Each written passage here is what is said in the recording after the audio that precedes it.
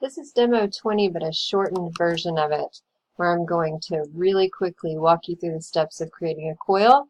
If you need more information than this, you'll need to watch the longer coil video. Okay, I'm going to start out creating a point on the back of this cylinder so that I can make an axis go through it, because you have to have an axis to create a coil. So I did that normal to the plane through the point. And now I'm going to add a work plane. It doesn't matter which side you come from. I'm going to make it go down close to the center of this circle that I just made the axis come out of. And to do that, I'm going to kind of measure between the face and the center, and then add that plane. I can't see that plane, it's on the inside, so I'm going to wait until it shows up and then grab it. Here it is. And then I'm going to wait until these arrows appear on the side of it, which is not happening. There we go. Then I'm going to make it a little bigger so I can see it. Now I'm going to sketch on this plane, and I'm going to draw a little circle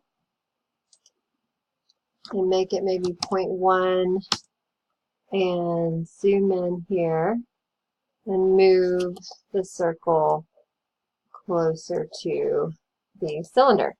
Okay, now my coil is all set up, and so I'm going to click on the coil tool and select this shape that I just made to coil around, select the axis, and then here we go, it's starting to spin. And it actually remembered most of the settings that I just used a minute ago.